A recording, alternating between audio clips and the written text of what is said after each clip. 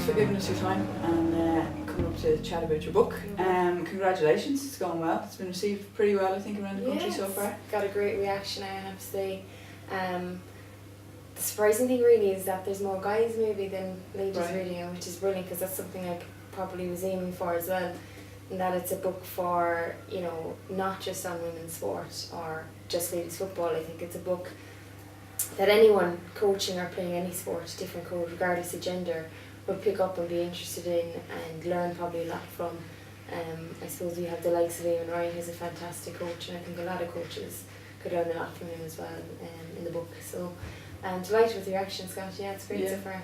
And nominated for Setanta Sports Book of the Year as well. That's a big one to get. Yeah, that was a big deal, yeah. I suppose initially we made the long list with Cork Publications, who did the book. They've been absolutely fantastic as well. And then to get shortlisted, you know, I suppose behind Jim McGuinness and John Leonard as well with Dub Sub. Yeah. Wasn't something I envisaged, but I suppose that speaks volumes as well about where we've come and, you know, what people are expecting from sports books now, maybe something different, that it's not just another churned out autobiography, GA biography, it's something different. Yeah.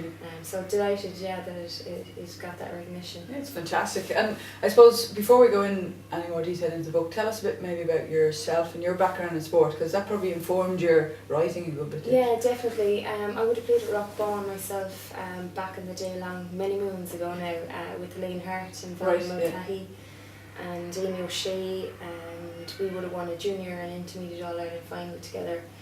But prior to that I would have played basketball with Juliet Murphy, Nellie Cleary, Valerie Mulcahy. So I would have known the girls fairly well, let's say, before they started running with Cork. So I think that was a massive help in writing the book, in that I knew the personalities. They decided to go on and win multiple All-Irelands, and I decided I'd stop playing. I had been playing with the Cork juniors and seniors just prior to Eamon Ryan coming involved. So as I say, they decided to go on and win things. I decided I'd go and write about them. So I became PRO of the County Board at the age of 22, just to try and make a difference, see if I could get more coverage for them. Obviously winning helped, but you have to go about it the right way as well. It wasn't easy. And then I got a job as a news sub-editor with the Evening Echo and in Cork, and from there I would have started writing and covering ladies football for them, and it just branched out then from that. So that would be my own background. Okay. Yeah. And you said you obviously knew a lot of the characters and the story, or the players in the team for a number of years. Did that help you create a vision of what you wanted to say in the book, or did that change over the course of you writing it? No, I suppose in terms of that question, it massively helped, because you knew the personalities.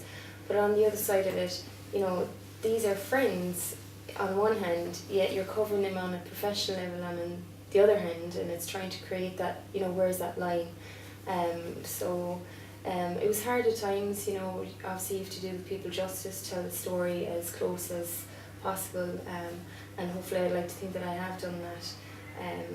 And just the reaction from the players and the management teams who've been involved over the years, I think they're quite happy with how the story has been told.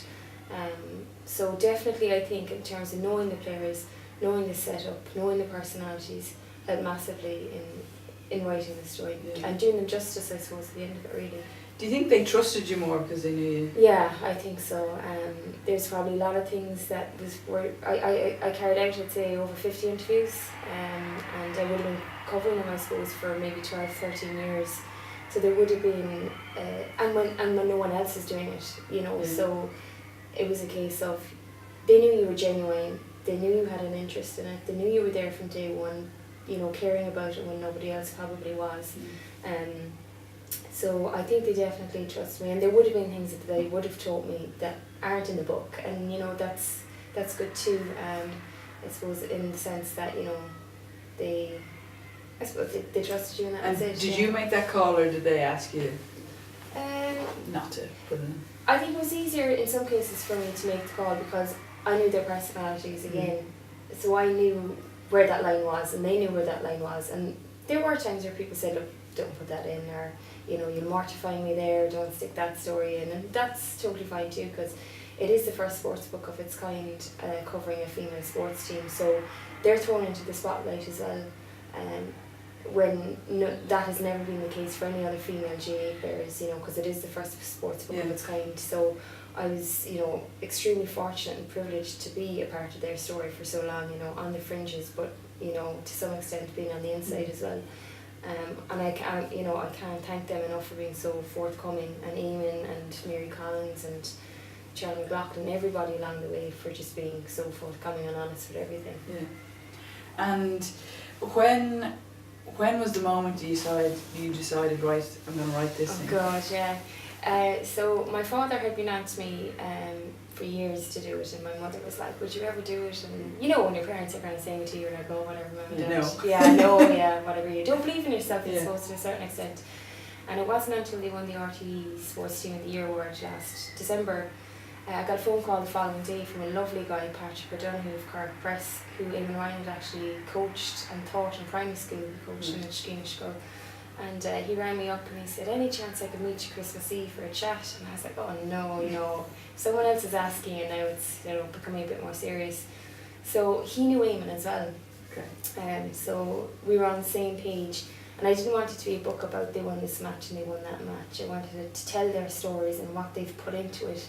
You know, because I don't think people realise how hard they've actually worked for all they have achieved. You know, they've won 10 All-Irelands, but I think 4 of those All-Ireland finals have been won by a point, you know, so it's not like they were hammering teams for years, you know, and it was just to give an insight into what it takes, or what it took them to achieve everything that they did. Yeah.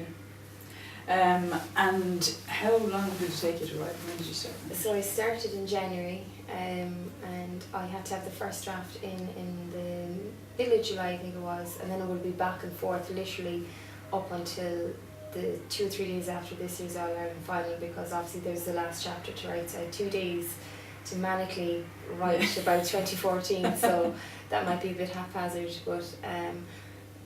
but I would have been collecting all newspaper clippings and all the match reports for 12 or 13 years. So I converted a little downstairs bathroom in my house into a little office, and I was able to just reach over and put out a year with all my clippings and match programmes and dip in and out of that. So that was very helpful. That was all there already, that I didn't have to go searching for that. Yeah. And I suppose, did you enjoy writing it, or was there a sense of responsibility doing it? You know, it is the first time it's been done, and they're such a huge team in Irish GAA. Yeah. And, you know, the biggest thing for me was doing them justice. And there's prior to Eamon getting involved in Mary Collins, things were very haphazard, and I didn't want to do anyone a disservice for what they've done for ladies football. So from that regard, for me personally, I was just really conscious that I wanted to do people justice in the book. It was very hard, I won't deny that it was a walk in the park. It wasn't at all. I actually left my full-time job in May to actually just concentrate specifically on it. That was a brave move, wasn't it? Yeah, very brave, I suppose, looking back on it now. Brave or stupid, I don't know which yet.